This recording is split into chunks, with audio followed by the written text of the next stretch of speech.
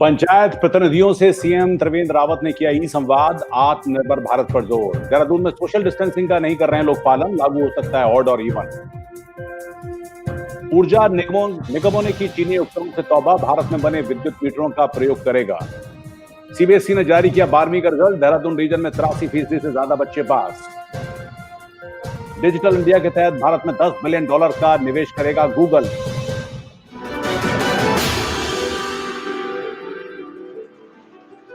नमस्कार, स्वागत है आप सभी का बात उत्तराखंड की। मैं हूं अनुराग पुनीत आपके साथ। हिलमेल की ये कोशिश एक बार फिर से शुरू है।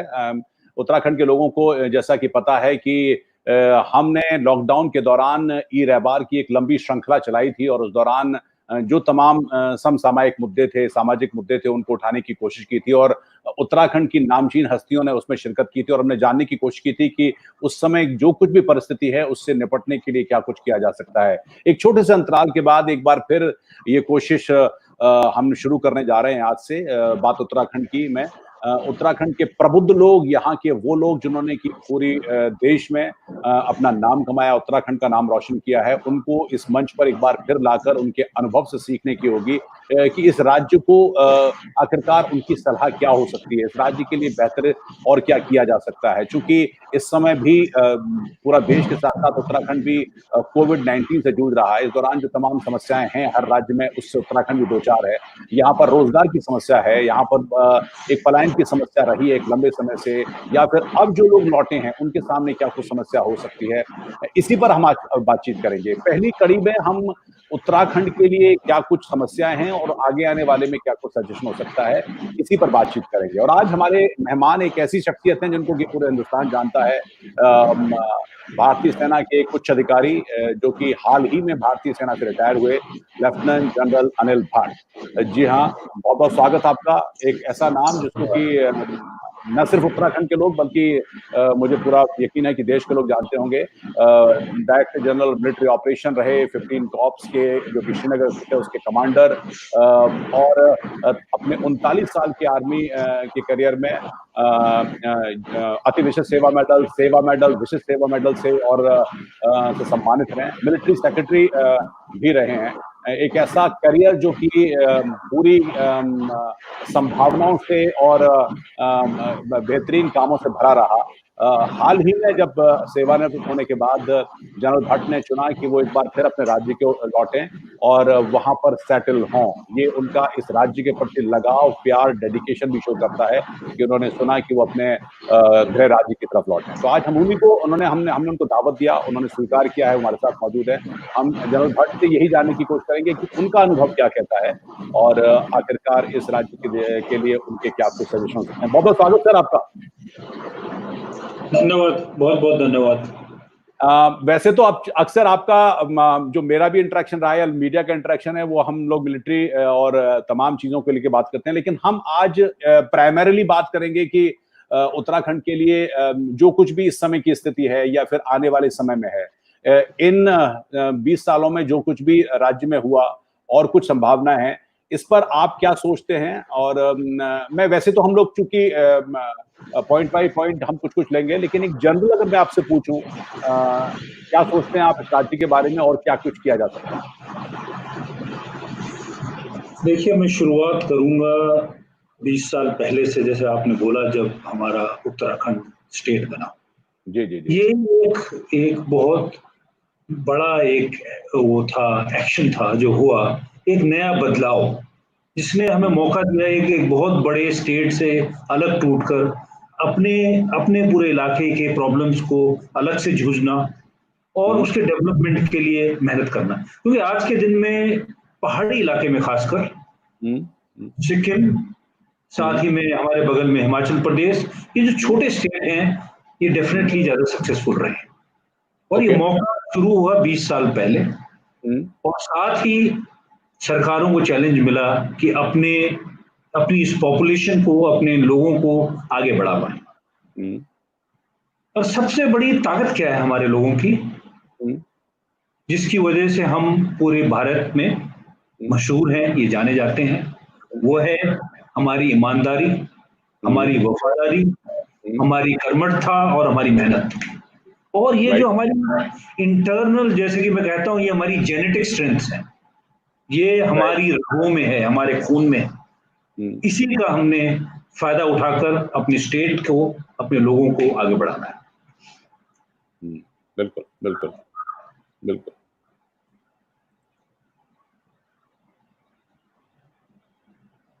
आपकी आवाज म्यूट हुई है शायद। हाँ, आप कुछ मैं यहाँ पर रुक गया था कि अगर नहीं, आप नहीं, आगे कुछ। नहीं, ये स्ट्रेंथ है, नो डाउट। ये आपने बड़ी अच्छी बात कही कि हाँ, उत्तराखंड के लोगों की जो स्ट्रेंथ है वो ये है। हाँ, पर अब चूंकि एक तो इस समय डबल क्राइसिस है, मतलब एक तो हम कोविड से जूझ रहे हैं और दूसरा जो लोग लौटे हैं, और वो हो सकता है कि अभी कुछ लंबे समय तक स्टेट में भी रहें, तो एक क्राइसिस आएगा कि उनको एकोमोडेट कैसे किया जाए, both in terms of job और दूसरा किसी भी तरह का रोजगार हो। आप बिल्कुल सही कह रहे हैं। एक, जहाँ तक कोविड का सवाल है, ये पूरी दुनिया के लिए, हमारे देश के लिए एक बहुत ही एक चैलेंजिंग वक्त है, कि जो कि पूरा किसी भी सरकार का, किसी भी सिस्टम को, पूरे को इसने लॉकडाउन ने चैलेंज कर लिया। पर इसी में हमारा एक जो बड़ा चैलेंज था उत्तराखंड में, पलायन, राइट। उसका सॉल्यूशन छोटे समय के लिए हमारे पास वापस आया, कि हमारे लोग वापस अपने गांव में, अपने इलाके में आए। तो ये जो इस मुश्किल वक्त ने जो हमको एक अपॉर्चुनिटी दी है, कि लोग गांव में आकर, जो कि सालों से कहाँ कहीं प्लेन्स में काम कर रहे थे, जो वापस अपने गांव में आए हैं, जो गांव में सिर्फ 2 या 3 परिवार थे, आज ज्यादा परिवार एक साथ हैं। ये एक मौका है कि हम इन लोगों को वहां रोक पाए। जो हमारी ये कोशिश रही है कि पलायन को रोका जाए या कम किया जाए, ये एक मौका हमारे पास इस कोविड के दौरान आया है। और मेरा तो ये विचार है कि हमको इसका पूरा फायदा उठाना है। और हमारी ताकतें क्या हैं, हमारे स्ट्रेंथ्स क्या हैं हमारे स्टेट की? एक तो है टूरिज्म, और इस टूरिज्म का इतना स्कोप है। एक तो नेचुरल रिलीजियस टूरिज्म है, और साथ ही जो कि वातावरण हमारी तरफ है, जो हमारे पास में हिमालय के पर्वत हैं, और जो उनकी सुंदरता है, जो हमारे यहाँ के जंगल, यहाँ के पहाड़, यहाँ का जो पानी है, इससे हम इस मौके में इको टूरिज्म को आगे बढ़ावा देने के लिए बहुत काम कर सकते हैं। बिल्कुल, ये आपने बात कही। आप मुझे याद है कि हमने इसी राज्य के मुख्यमंत्री को चूंकि एक बार बुलाया था और उनसे कहा था कि वो क्या सोच रहे थे, कि प्राथमिक जिम्मेदारी आमतौर पर उनकी आती है कि वो कैसे टैकल करेंगे। तब उन्होंने कहा था कि हम कोशिश कर रहे हैं कि गाँव में, जो देहातों में, गाँव में और दूर-दराज के इलाकों में जो लोग गए हैं, उनको कृषि के क्षेत्र में हम कुछ कर सकें। टूरिज्म की बात तो आपने करी है कि टूरिज्म एक बड़ा यहाँ पर रोजगार देने वाला एक हो रहा है, पर भी कोविड के टाइम पे हो सकता है कि थोड़ा समय लगे उसमें। मतलब लोग क्योंकि नहीं आ रहे हैं, मतलब इस बार भी चार धाम यात्रा में उतना भीड़ नहीं होगी जो कि आमतौर पर उत्तराखंड में रहती है, तो वो थोड़ा हो सकता है कि इनिशियली हिट करे। और दूसरी चीज मैं बोलूंगा कि एक, जब मैं बचपन में एक गाना सुना करता था कि गाँव गाँव में फूल फलियों की डाली लगावा, हमारा गढ़वाल ते कश्मीर बनावा। अच्छा, तो अच्छा। हमारे लिए ये एक अपॉर्चुनिटी है, और हमको अपने बगल वाले स्टेट को देखना है, हिमाचल प्रदेश को, कि यहाँ थोड़ा सा एप्पल्स, हमारे सेब हमारी तरह जितने उत्तराखंड में होते हैं उतने ही होते थे, आज के दिन में वो कश्मीर से बड़ा सेब का सप्लायर हो। और अगर इसको स्टडी किया जाए, इसको एनालाइज किया जाए, तो इसमें पूरा स्टेट का सपोर्ट रहा है। लोगों की खेती जो कि सिर्फ सर्वाइवल के लिए थी, जो कि धान, गेहूं या मोटा अनाज होता था, उसको बदली करके पूरे हिमाचल प्रदेश में आज इतना सेब होता है कि उनकी इकोनॉमी ही एप्पल इकोनॉमी। ये एक अपॉर्चुनिटी है, जो कि एक अच्छा एग्जांपल हमको अपने बगल के स्टेट से लेकर, और इसके लिए हमारे स्टेट का पूरा सपोर्ट, और इस सपोर्ट में अपने आप ऑटोमेटिकली गांव गांव में लोग अपने खेतों को, अपने इलाके में इस डेवलपमेंट को कर सकते हैं। और इसी में एक इनिशिएटिव छोटा सा सेना ने लिया था जब मैं वहां था, जनरल रावत के गाइडेंस में, जो कि हमने ऊंचे इलाकों में इसके अखरोट के पेड़ जी और जी चिलगोजों के पेड़ों को लगाने की कोशिश की। पर ये सेना की कोशिश तो एक छोटी सी कोशिश थी, ये हमने लोगों को मोटिवेट करना है और लोकल स्टेट ने इसको सपोर्ट देना है। ऑटोमेटिकली जैसे मैं कश्मीर में देखता हूँ, हर घर में 3 से 4 अखरोट के पेड़, 5 अखरोट के पेड़ होते हैं और कम से कम उस घर की 2 लाख से 3 लाख इनकम सिर्फ अखरोट के पेड़ों से होती है। और ये हमारा भी इलाका उसी प्रकार से है, पर इसको एक अपॉर्चुनिटी देने पड़ेगी, इसको एक पब्लिक मूवमेंट बनाना पड़ेगा और स्टेट को इसका सपोर्ट। तो इस लिहाज से आपको लगता है कि हम थोड़ा सा कहीं उत्तराखंड के लोग चूके, मतलब अगर इसमें थोड़ा और पहले होता तो शायद अब तक कुछ ये इंडस्ट्री और थोड़ा सा बेहतर स्टेज पे होती। पर जैसे मैं कहता हूं, कभी भी लेट नहीं है। जिस दिन सही विचार आ जाए उस विचार पर काम करें, और हो सकता है आज से 5 साल पहले के बाद, 10 साल के बाद में हमारा सेब पूरे देश में, पूरी दुनिया में पॉपुलर हो जाए। मैं थोड़ा सा डाइग्रेस कर रहा हूं, क्योंकि आपने सेना का जिक्र किया, आपने इतना अच्छा करियर बिताया है। उत्तराखंड तो वैसे भी फौज के लिए जाना जाता है कि बहुत से घरों से यहाँ पे लोग फौज में जाते हैं। अब अफसर भी जाते हैं, मतलब उसमें आप हैं जो इस समय सीडीएस हैं, हमारे फॉर्मर आर्मी चीफ हैं वो हैं, हमारे प्रेसिडेंट के एनएसए हैं। उत्तराखंड के बहुत से लोग इस समय बड़े ऊंचे ऊंचे पदों पर हैं। लेकिन उस दिशा में आप क्या कहना चाहते हैं? मतलब अभी एक और खबर आई थी जिसमें थोड़ा सा लोगों का ध्यान खींचा कि इस बार कुछ number of officers from Uttarakhand, उनका थोड़ा परसेंटेज बढ़ा है।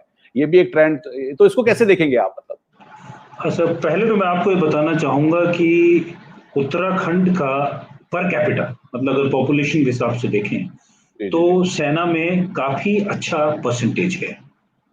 मैं सीनियर ऑफिसर की बात नहीं कर रहा हूँ, यंग ऑफिसर जो पास आउट हो रहे हैं आईएमए से, एनडीए में जो ट्रेनिंग के लिए जा रहे हैं, हमारी संख्या बड़ी अच्छी है, क्योंकि अभी भी प्रोफेशन ऑफ आर्म्स हमको अट्रैक्ट करता है।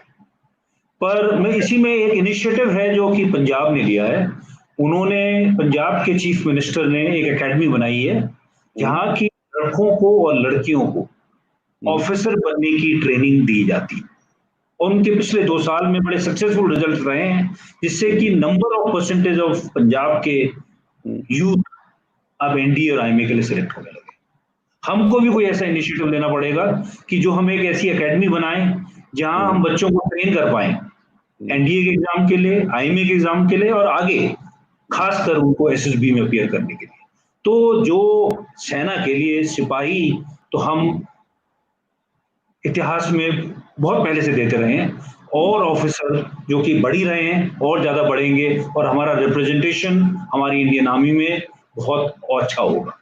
मतलब आपका कहने का सजेशन ये है कि मतलब थोड़ा सा इसको इंस्टीट्यूशनलाइज कर दिया जाए। अगर गवर्नमेंट के लेवल पर, आर्मी के लेवल पर इसको इस तरह का इंस्टीट्यूट हो तो थोड़ा बेहतर हो पाएगा चीजें। हाँ जी, और जरूरी निश्चय ही मैं ये चीफ मिनिस्टर को रिक्वेस्ट करूंगा कि एक ऐसी अपॉर्चुनिटी है कि जिसकी एक हम एक एकेडमी, एक इंस्टीट्यूशन इसकी बना सकें और अपने बच्चों को ट्रेनिंग दे पाएं कि उनकी अपॉर्चुनिटीज, उनकी चांसेस ऑफिसर बनने के ज्यादा बढ़ जाए। वैसे आपने रिटायरमेंट के बाद या फिर जब जब बीच में आते होंगे या फिर अपना बचपन के दौरान क्या कुछ परसेप्टेबल चेंज पाया? मतलब चूंकि हम कुछ समस्याएं तो यहाँ पर बहुत समय से थी, मतलब जैसे जो ह्यूमन ड्रेन की थी, पलायन जिसको बोलते हैं, कि लोगों के पास अपॉर्चुनिटी नहीं है लिहाजा वो प्लेस में आते हैं और यहाँ पर रह जाते हैं। और इसका एलिगेशन तो सब पर लगता है, हम पर, आप पर भी लगता रहा है कि हम लौट के बहुत देर में गए या नहीं गए। लेकिन आपने क्या कुछ चेंज पाया जब आप रिटायर होके आपने सोचा कि नहीं, आई विल सेटल देयर और मैं वहीं रहूंगा? जैसे कि पहले कहते थे कि उत्तराखंड का पानी और उत्तराखंड का यूथ सब उत्तराखंड के काम नहीं आता है, प्लेन्स में चला जाता है। जी। दोनों को ही अपने पास रखने के लिए हमको कोशिश करनी पड़ेगी, और निश्चय ही स्टेट बनने के बाद एक फायदा हुआ है, एक फोकस हुआ है कि उत्तराखंड के लोगों के लिए हमारे जो पेक्यूलियर प्रॉब्लम्स हैं, जो कि जिस बड़े स्टेट के हम हिस्से थे उसके वो एक हिस्सा था जिसका वो ध्यान नहीं दिया जाता था। हमारे पास एक अपॉर्चुनिटी है कि उनको देखें, उन पे फोकस करें और स्टेट को इम्प्रूव करें। डेफिनेटली रोड और इंफ्रास्ट्रक्चर बड़े हैं, और आज ही जब मैंने आपसे बात करनी थी तो मैं हिमाचल प्रदेश, सिक्किम और उत्तराखंड के फिगर्स को कंपेयर कर रहा था। ओके। और मुझे भी ये जान के बड़ी खुशी हुई कि बहुत सी चीजों में हम हिमाचल प्रदेश से आगे हैं। टोटल फुटफॉल्स जो कि पिछले 2 या 3 साल में उत्तराखंड में टूरिस्ट में हुए और इंफ्रास्ट्रक्चर में, रोड में भी उससे बेहतर है। और ये दोनों चीजें जो हैं कि अगर ये ठीक से चलें तो आगे डेवलपमेंट और इम्प्रूवमेंट होने की अपॉर्चुनिटी होती है। हाँ, हमको जी आप बताएं, आप बोल रहे थे। हमको एक बहुत बड़ा झटका लगा था जबकि जिस समय की केदारनाथ में जो इंसिडेंट हुआ और जिसकी वजह से वो हुआ, उससे सही लेसन लेना भी बहुत जरूरी है। हमारी जो ये फ्रेजाइल इकोसिस्टम है, इसको प्रोटेक्ट भी करना है और टूरिज्म को उस हिसाब से रखना है कि ये जो हमको हमारे पूर्वजों से, भगवान से ये इतनी बढ़िया जमीन, ये भूमि मिली है, ये इकोसिस्टम मिला है, इसको हमने बचाना। एक ये तो आपने एक ऐसी बात कही है जिसको लेकर बहुत डिबेट रही है। आई एम वेरी श्योर कि आपने देखा होगा कि मतलब इन्वेस्टमेंट आए, यहाँ पर इंफ्रास्ट्रक्चर बढ़े और साथ ही इकोसिस्टम, एनवायरनमेंट थोड़ा प्रोटेक्ट रहे। लेकिन उत्तराखंड में अक्सर ये एक एलिगेशन आता है कि सरकारों ने यहाँ पर लोगों को अलाउ किया, तो मतलब प्लेन से वो लोग जो यहाँ पर इन्वेस्ट करना चाहते थे, वो मतलब इंफ्रास्ट्रक्चर बढ़ा तो बहुत, लेकिन बड़ा बेतरतीब बढ़ा, मतलब वो ऑर्गेनाइज नहीं था, जिसने कि कहीं ना कहीं उसको हिट किया है। ये एक बड़ी समस्या रहेगी, मुझे लगता है कि उसको चैनलाइज कैसे किया जाए। इन्वेस्टमेंट आए, मनी आए, लेकिन वो थोड़ा सा ये बैलेंस बना के रखा जाए। ये आपको लगता नहीं बड़ा चैलेंजिंग होगा सरकारों के लिए? डेमोक्रेटिक सिस्टम में जहां सरकार ज्यादातर 5 साल देखती है, ये तो एक चैलेंज रहता ही है। पर हमको, और खासकर स्टेट को, जिसमें कि हमारी जो गवर्नमेंट है उसकी जवाबदारी हर एक लोगों को है, ये ही बहुत जरूरी है कि डेवलपमेंट के साथ साथ ये ना हो कि इकोसिस्टम पूरा डिस्टर्ब हो जाए।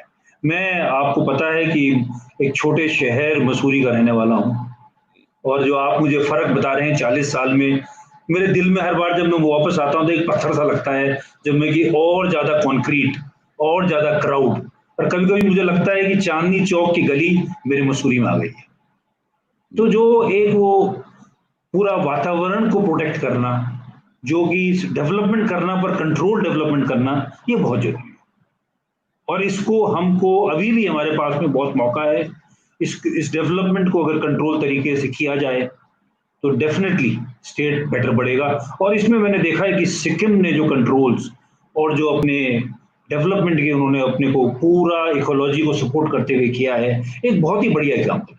जैसे कि वहां कोई पहाड़ों में घर नहीं बना सकता कि जब तक वो अपनी कार पार्किंग के लिए गैराज नहीं बनाएगा, कोई रोड पे गाड़ी पार्क नहीं कर सकता। एक छोटी सी चीज है, गवर्नमेंट ने उसको इम्प्लीमेंट किया है और उससे ये हुआ है कि जैसे कि आप पहाड़ में आजकल देखते हैं कि गाड़ियां एक बार जाती हैं, एक छोटी छोटी चीजें उन्होंने जो की है, एक उन्होंने जो रेन वाटर हार्वेस्टिंग के लिए जो लोगों को इंसेंटिवाइज किया है, ऐसी जो चीजें हैं, ये जो अच्छे मॉडल्स हैं, इनको हमको फॉलो करना पड़ता है।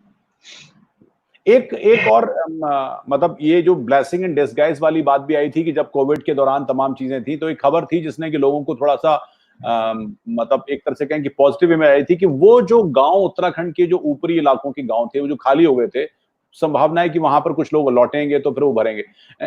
क्या सिर्फ सरकारों के दम पर ही कुछ हो सकता है, या फिर कलेक्टिव तौर पर भी आपको लगता है कि कुछ एनजीओज, कुछ आप या फिर आपके सजेशन जैसे हैं, या फिर वो लोग जो कि इन्फ्लुएंशियल लोग हैं, वो भी कुछ एक अवेयरनेस के तौर पर लोगों को बता सकते हैं, कुछ ऐसी चीजें हो जाएं कि लोग सेल्फ सस्टेन की तरफ भी बढ़े?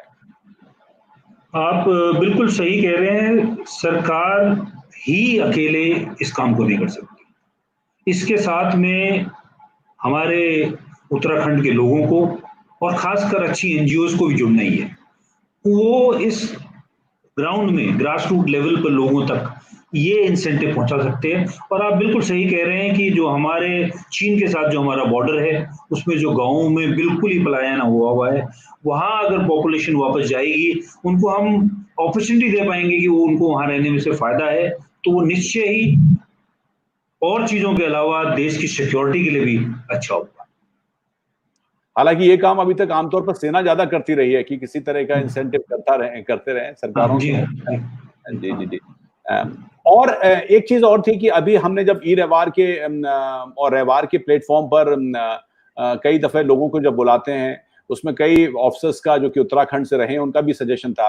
जैसे एक बड़ा सजेशन ये था कि सेना के प्रति तो रुझान आमतौर पर फौज के प्रति रहता है उत्तराखंड के लोगों का, लेकिन बहुत से ऐसे लोग हैं जो कि किसी और डिफरेंट फील्ड में जाना चाहते हैं। जैसे कि आजकल ई कॉमर्स बहुत बढ़ रहा है, आईटी इंडस्ट्री की तरफ बढ़ रहा है, उस दिशा में थोड़ा कम काम हुआ है। हालांकि एक आईटी पार्क है देहरादून में, लेकिन उस तरफ नहीं है। या कृषि के क्षेत्र में कुछ सरकार ने काम किया हुआ है। इस क्षेत्र में आप कैसा देखते हैं कि कैसा काम और मतलब सेटिस्फैक्टरी रहा है या कुछ और सजेशन आपके इसमें? मैंने ये चीजें तो डेफिनेटली, जैसे आप कह रहे हैं कि आईटी जो कि पूरे देश के लिए एक सोर्स ऑफ प्रोग्रेस है, उसमें हमारे पास में जहाँ की हमारी एजुकेशन लेवल बहुत अच्छे हैं, एक बहुत अच्छी अपॉर्चुनिटी है कि हमारे यूथ जहाँ बैठे हैं वहीं से काम कर पाए। ये तो डेफिनेटली एक वो एक अपॉर्चुनिटी है। और एक चीज जो मैंने सजेस्ट की थी उस समय कि हिंदुस्तान में सिर्फ 2 एफटीआई हैं, मेरे जैसी मेरी जानकारी है, एक पूना में और एक कलकत्ता में। और अभी जो डायरेक्टर एफटीआई के हैं वो उत्तराखंड से जुड़े हुए हैं। उत्तराखंड से जुड़े हुए हैं, जी हाँ। और उनके साथ मैंने बात की थी, उन्होंने जब मैंने उनको श्रीनगर बुलाया भी था और उनसे कुछ प्रोग्राम कराए थे, वो बिल्कुल तैयार हैं अगर मौका दिया जाए तो एक एफटीआई का खोलने का, कहीं देहरादून में या कहीं प्लेन्स में उत्तराखंड के।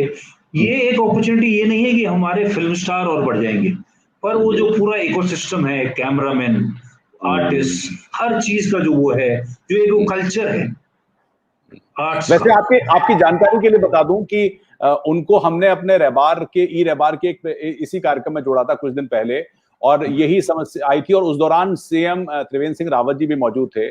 तो उन्होंने ये कहा, और एक सवाल आया कि क्या इस तरह का एक केंद्र खोला जा सकता है अल्मोड़ा में, चूंकि कल्चरली अल्मोड़ा बहुत रिच रहा है जी, तो अल्मोड़ा को क्या एक सेंटर बनाया जा सकता है? तो उनका सजेशन था कि अगर सरकार कोशिश करेगी तो हम इस दिशा में काम कुछ कर सकते हैं, और सीएम भी बड़े पॉजिटिव थे इस बात को लेकर। तो ये इस दिशा में बात हो चुकी है। तो आपने सही राइट कॉर्ड पकड़ा है कि अगर ऐसी स्थिति हुई तो उत्तराखंड के कलाकारों के लिए बड़ा अच्छी अपॉर्चुनिटी होगी। और कलाकारों के अलावा जो पूरा वो इकोसिस्टम बनता है, पूरा जो एक वातावरण बनेगा, वो एक बहुत अच्छा होगा और हमारे कल्चर के लिए भी, उसके डेवलपमेंट के लिए, और साथ ही रोजगार तो वो पक्का देगा ही। जी बिल्कुल बिल्कुल। इस बीच में एक और सवाल जो कि आपसे अक्सर पूछा जाता है, मैं भी पूछ लेता हूं कि इस दौरान देश की सुरक्षा को लेकर बड़ी चिंता है। क्या आपके रिटायरमेंट के बाद भी लोग आपसे पूछते हैं कि क्या कुछ हो रहा है? आपने तो सर्व किया, 3 बार आप कश्मीर में रहे हैं, तो कुछ भी हुआ वहां पर? अब तो अच्छी खबरें आ रही हैं, शुरुआत में तो थोड़ी खबरें परेशान करने वाली थी, लेकिन अब तो बड़ी अच्छी खबरें भी आ रही हैं। क्या ये सवाल भी करते हैं आपसे, और क्या मानना है इस पूरे उस पर आपका? देखिए, अगर मैं लॉन्ग टर्म में बोलूंगा तो चाइना एक हमारे देश के लिए चैलेंज तो है ही, और इसके लिए हमको अपनी तैयारी, अपनी सेना की तैयारी हमेशा रखनी है। और सबसे जरूरी ये है कि भारतीय और चीन का बॉर्डर जितनी जल्दी डिफाइन होगा, ये जो हमारे आपस में टेंशन हैं ये कम होंगे। और बेहतर यही है लंबी दौड़ के लिए कि एशिया की ये जो महाशक्तियां हैं ये एक साथ काम करें, बल्कि एक दूसरे के अगेंस्ट न करें। वैसे भारतीय सेना हमेशा अपने बॉर्डर के प्रोटेक्शन के लिए तैयार है, और अगर जरूरत पड़ी तो हम अपना काम को पूरे तरीके से निभा सकेंगे। डोकलम के टाइम पे आप डीजीएमओ रहे, उस दौरान 2 चीजें, मतलब एक चीज तो खासकर बड़ी बड़ी डिफरेंट थी, वो थी कि चाइनीज मीडिया, चाइनीज जो प्रोपेगेंडा मशीन है वो बड़ी अग्रेसिव थी, और यहाँ की मीडिया तो थोड़ी अग्रेसिव थी, लेकिन यहाँ पर जो पॉलिटिकल सिस्टम है, जो आर्मी का टॉप ब्रास है, वो बड़ा बड़ा संयत रहा था। वो आपके लिए चैलेंजिंग टाइम था? मतलब वो कैसे आप डिफाइन करेंगे? मतलब हो सकता है रिपोर्टर्स आपसे बड़े वैसे सवाल करते हो, उसको कैसे आप? तो ये तो एक था कि हमने उस समय एनएसए ने, हमारे चीफ ने और सबने जो निश्चय किया था कि सिर्फ हमारा मीडिया में सिर्फ एमईए ही का स्पोक्समैन ही बोलेगा, और बिल्कुल हम मीडिया ने भी अपने जो रेटोरिक था उसको कंट्रोल कर रखा था। अभी तो जब मैं मीडिया देखता हूं तो मुझे लगता है कि एक युद्ध है जो कि प्लेन्स में लड़ा जा रहा है बजाय बॉर्डर के। थोड़ा सा मेरे ख्याल मीडिया ने इसको ओवर हाइप कर दिया है, जिसकी जरूरत नहीं है। बड़े देशों के बीच में जब रिलेशन होते हैं जब ऐसी हालात होती हैं तो संयम, मतलब पब्लिक में टीवी से लड़ाई नहीं लड़नी है, आपस में बात करनी है और बॉर्डर में उसको संभालना है, बल्कि न कि स्टूडियोज में। लेकिन क्या आपको ऐसा अंदेशा था कि डोकलाम के सेटलमेंट के बाद में कुछ इस तरह की चीजें हो सकती हैं? मतलब चाइनीज हाँ, निश्चय ही एक देश है जिसका एम है कि वो वर्ल्ड की नंबर 1 पावर बने, उनके साथ में हमारा अनसेटल्ड बॉर्डर है और खासकर डोकलाम जो आपको पता ही है कि जिस तरीके से वो उसका कंक्लूजन हुआ था, ऐसी हालात होने का अंदेशा तो निश्चय ही था। ओके, मैं अब कुछ लोग सवाल पूछ रहे हैं तो मैं एम्प्लॉयमेंट और उत्तराखंड की तरफ लौटूं, लेकिन एक सवाल मैं रोक नहीं पा रहा हूं, तो लिहाजा एक सवाल और मैं चाइना से संबंधित पूछ लेता हूं। लोग बात करते हैं कि वर्ल्ड ऑर्डर चेंज हो रहा है, अब पता नहीं क्या होगा, पर चाइना जब दुनिया की एक सेकंड बिगेस्ट इकोनॉमी है, वो चाहता है कि उसका व्यापार बढ़े, वो क्यों ऐसा कर रहा है? मतलब आपकी समझ क्या कहती है कि मतलब वो क्यों इंडिया के मार्केट को भी खराब करना चाहता है? वो वर्ल्ड में अपनी अपनी छवि भी खराब करेगा। एक व्यापारी के लिए ये करना मतलब एक सेंसिबल चीज नहीं लगती है। मतलब मिलिटरली वो जो कुछ कर रहा है, उस पर आपका परसेप्शन क्या है कि वो ऐसा क्यों कर रहा है, जिससे उसके इकोनॉमिक इंटरेस्ट हर्ट होते हैं, जिसको बोला जाए? ये मतलब इस चीज के तो मैं एक अपना अंदाजा ही दे सकता हूँ, पर कभी भी देश तब अग्रेसिव होता है जब 2 कारण होते हैं। एक, उसको अपनी ताकत पे ओवर कॉन्फिडेंस हो जाता है, कि दूसरा उसकी इंटरनल हालत ऐसी है कि वो अपने लोगों का अटेंशन डाइवर्ट करना चाहता है। इनमें से दोनों, ये इसका कॉम्बिनेशन कारण हो सकता है कि वो ये ऐसा कर रहा है। ओके, एक सवाल आया है, उस पर आपकी राय। उत्तराखंड में एक हरिंदर सिंह ने सवाल किया है, और ये सवाल चूंकि रोजगार से भी जुड़ा हुआ है कि उत्तराखंड में खेती को आधुनिक तकनीक से जोड़ना होगा, साथ ही पारंपरिक खेती के स्थान पर क्रॉप्स जो होती हैं, कैश क्रॉप्स जो होती हैं, उस पर विचार करना होगा। और सेवानिवृत्त लोग हैं, खासकर सेना के लोग हैं, वो क्या इस तरह के में मदद कर सकते हैं या रोजगार पैदा करने में किस तरह का एक कंट्रीब्यूशन कर सकते हैं? जो आप बोल रहे हैं, ये इनिशिएटिव थोड़ी परसेंटेज तक तो शुरू हुआ है, जो कि हमारी एक एको टास्क फोर्स है और जिसकी एक कंपनी ऊपर पहाड़ों में है, एक बटालियन हमारे पास देहरादून में है जिसकी कंपनियां अलग अलग जगह है। उन्होंने काम भी बहुत बढ़िया किया था उस समय। खैर, काम था सिर्फ इन्वायरमेंट को, पेड़ों को डेवलप करके, और जो इलाके पूरे वन जो कट गए थे उनको रिहैबिलिट करना। पर यही एको टास्क फोर्स, जिसमें कि खासकर जो काम करने वाले जवान हैं वो एक्स सर्विसमैन है, वो गांव गांव जाकर लोगों को पेड़ लगाने के, खासकर कैश क्रॉप्स लगाने, कैश ट्रीज में जो बोलूंगा, जैसे मैं फिर बोल रहा हूँ, कुछ इलाकों में चिलगोजा लग सकता है, अखरोट लगाने के लिए, सेब लगाने के लिए, इस चीज के लिए गाइडेंस और सपोर्ट 1-2 कंपनी ऑलरेडी हैं, और इस स्ट्रेंथ को एको टास्क फोर्स के साथ में मिला के ये एनजीओ के द्वारा पक्का बढ़ाया जा सकता है। Okay, okay. सरकार के द्वारा जो खासकर ये कोशिश हुई थी और ये कहा गया था कि संभवतः कुछ किसी तरह का इस समय के लिए खासकर कि लोग खेती करें, थोड़ा सा आधुनिक तरीके से खेती करें, थोड़ी सी सब्सिडी के तौर पर सरकार मदद कर सकती है, लिहाजा थोड़ा सा मोटिवेशन आएगा। चूंकि मोटिवेशन लाना और जो लोग अभी खासकर लौटे हैं उनको भी इंस्टिगेट करना, ये थोड़ा अभी बहुत जरूरी है। इस दिशा में जो भी काम हो रहा है, क्या आप उससे सेटिस्फाइड हैं या फिर उसमें और थोड़ा सा स्पीड अप करने की जरूरत है?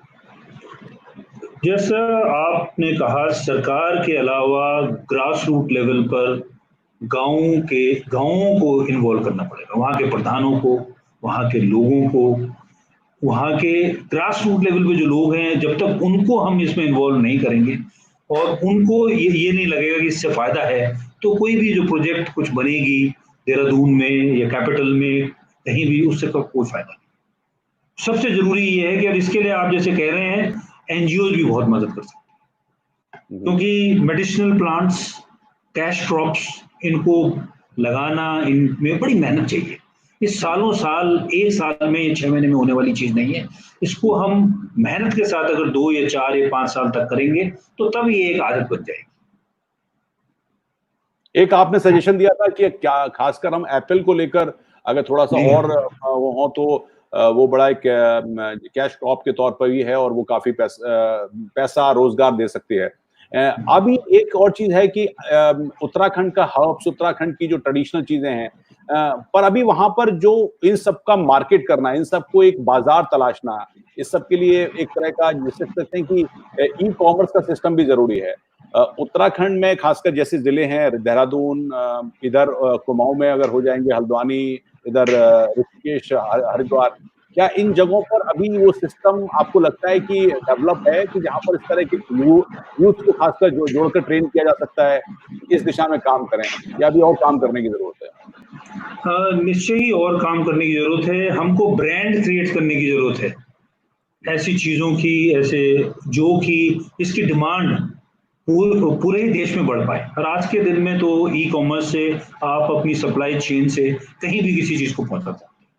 तो वो जो ब्रांड मार्केटिंग और उसको बड़े शहरों में, दिल्ली जैसे, बॉम्बे, और जहां हमारी अच्छी पॉपुलेशन भी है, उत्तराखंड की पॉपुलेशन है कि जो हमको मदद कर सकते हैं इस ई कॉमर्स को, और ये जो प्लांट्स और जो हमारे इवन हैंडीक्राफ्ट है, इसको उत्तराखंड से डेवलप करके पूरे देश में बेच सके। जी, एक और चीज है, क्योंकि आपने एक और बात किया था कि हमारा जो मतलब उत्तराखंड का जो मेन सोर्स ऑफ इनकम रहा अभी तक, उसमें प्राइमरीली रहा टूरिज्म, मतलब टूरिज्म से जुड़े हुए इंडस्ट्री। चूंकि अभी वो क्राइसिस में है, लिहाजा ये एक समस्या अभी आएगी। अभी हमने एक हेडलाइन और चलाई थी कि लोग अभी जो सोशल डिस्टेंसिंग उसका पालन भी नहीं कर रहे हैं, ये एक समस्या है। किस तरह का एक आप मैसेज देना चाहते हैं, या मान लीजिए कुछ हो सकता है कि लोग थोड़ा सा कॉन्शियस रहें, क्योंकि केसेस अभी कम होना शुरू नहीं हुए, कम नहीं हो रहे हैं, मतलब केसेस की तो लगातार चीजें आ रही है, खबरें आ रही हैं। वो तो डेफिनेटली, जब हम इसको कोविड को देखते हैं, कोरोना को देखते हैं, तो इसके साथ में अगर इलाज है, और एक चीज है जिसने हमारे हिंदुस्तान में और देशों के वनस्पत परसेंटेज ऑफ फर्टिलिटीज कम की हैं, वो है कि हमने लॉकडाउन को बड़ी ईमानदारी से फॉलो किया। हमको ये पहचानना है कि इसको ठीक करने की वजह से ही ये महामारी कंट्रोल हो पाई। हमारा मास्क, हमारा हाथ धोना, हमारा सोशल डिस्टेंसिंग रखना, ये एक हमको आदत बनानी है। इस आदत को हमको लंबे टाइम तक, 1 साल तक, 1.5 साल तक फॉलो करना है। जब तक वैक्सीन नहीं आती तब तक हमको फॉलो करना है, और इस वातावरण में काम करना है। हमको ये नहीं समझना है कि एक हल्की, ये 4 दिन की बारिश थी और ये होकर चली गई। और होता ही है कि जब थोड़ा समय हो जाता है तो थोड़ा सा गार्ड डाउन हो जाता है, लोग थोड़े प्रिकॉशन लेने बंद कर जाते हैं। पर ये सब प्रिकॉशन हमारे लिए as a community, as individuals बहुत इंपॉर्टेंट है। और मेरा मैसेज तो सबको ये होगा कि ये जो नियम है, ये आपकी हैबिट, आपके काम करने के तरीके का एक हिस्सा बन जाना चाहिए। ओके, तो आपने जो 2-4 जो आपके जो सजेशन रहे हमारे अभी तक, कि हम अगर अपने टूरिज्म पर ध्यान दें, मतलब आने वाले समय में, जबकि अभी कोविड का थोड़ा सा ये जितने भी प्रिकॉशंस हैं बंद हो जाएंगे। आपने सेब को लेकर बात किया है, आपने एक बड़ा अच्छा सजेशन ये दिया कि अपने उत्तराखंड के लोगों को हम आर्मी में और इंस्टीट्यूशनलाइज किस तरह से भेज सकते हैं, इसका एक सेंटर हो सकता है। एफटीआई का आपने बात करी, हमने ई कॉमर्स पर बात करी। कुछ और क्षेत्र में आपको लगता है कि कुछ और किया जाना चाहिए जिसमें की संभावनाएं हैं? क्योंकि जैसे जैसे ये समय निकलेगा, हो सकता है कि लोग या तो रुकें डर की वजह से, या फिर कुछ जाएंगे भी। तो एक समस्या संभवतः आएगी कि तुरंत रोजगार मिल रहा है कि नहीं मिल रहा है। इस दिशा में कुछ और सजेशन अगर आपके हो तो। मेरा एक और सजेशन है जिसका हिस्सा मैं भी हूं, कि जिनको मैं कहता हूं नॉन रेजिडेंट गढ़वालीस और कुमाऊनीस, जो कि बॉम्बे, दिल्ली, लखनऊ सब शहरों में है। और आज के दिन में दिल्ली में तो अच्छी खासी हमारी संख्या है, और साथ ही ऐसी और शहरों में भी है। हम लोगों को, सबको कुछ ना कुछ करना है, कंट्रीब्यूट करना है कि हमारा स्टेट डेवलप हो। चाहे हम वहाँ के बच्चों को के लिए गार्जियन का काम करें, चाहे हम उनका गाइडेंस का काम करें। और अभी ही कुछ मेरे दोस्तों ने मुझे जैसे बताया कि हर साल वो 2 या 3 महीने जब छुट्टियों में गांव जाते हैं, वहाँ के बच्चों को पढ़ाते हैं, उनकी देखभाल करते हैं और उनको आगे के लिए गाइड करते हैं। और जो हमारी ये ताकत है, हर एक शहरों में, बड़े बड़े शहरों में हमारे जो उत्तराखंड के लोग हैं, उनको वापस जन्मभूमि को एक कंट्रीब्यूशन देने का एक बहुत अच्छा मौका है, जो कि निश्चय ही, और बहुत काबिलियत हैं हर एक फील्ड में, ये मतलब लोग हैं जो कॉम्पिटेंट हैं, मेहनती हैं, और जिनका दिल उत्तराखंड के लिए धड़कता है, उनको पॉजिटिव एक्टिव एक्शन से कंट्रीब्यूट करना है। बिल्कुल। आखिर में यही कहूंगा कि अभी चूंकि कठिन वक्त है देश के सामने, उत्तराखंड के सामने भी है, और संभावनाएं भी इसमें तलाशनी होंगी। उम्मीद है कि हमको जो और आपके विचारों को लोगों ने सुना, उससे इत्तेफाक रखेंगे। सरकार तक ये बात पहुंचाने की कोशिश भी होगी, हमारी भी कोशिश होगी, और संभवतः सरकार सुने कि कुछ इस तरह के स्टेप उठाकर भी आप जैसे लोगों की अनुभव का फायदा उठाया जाए। वो चाहे सेना में भर्ती के लिए एक इंस्टीट्यूट खोलने की बात हो, एफटीआई की बात हो, सेब को और बेहतर तरीके से पैदा करके उसके मार्केट करने की बात हो, या फिर ई कॉमर्स के लिए संभावनाएं तलाशने की बात हो। ये ऐसी चीजें हैं जिनसे कि रोजगार पैदा होगा। और ये जो वक्त है, अमिताभ बच्चन साहब का एक बड़ा अच्छा वो लाइन है कि गुजर जाएगा, ये कठिन वक्त गुजर जाएगा, उम्मीद पर दुनिया कायम है। बहुत धन्यवाद जनरल भट्ट, समय देने के लिए, हिलमेल के इस प्लेटफॉर्म पर आने के लिए। उम्मीद है कि आपके इस नॉलेज से, आपके ज्ञान से लोग यहाँ पर लाभान्वित होंगे। आपका बहुत बहुत शुक्रिया। Thank you. हिलमेल के ऑर्गेनाइजर्स और हिलमेल के श्रोताओं को मेरा सलाम।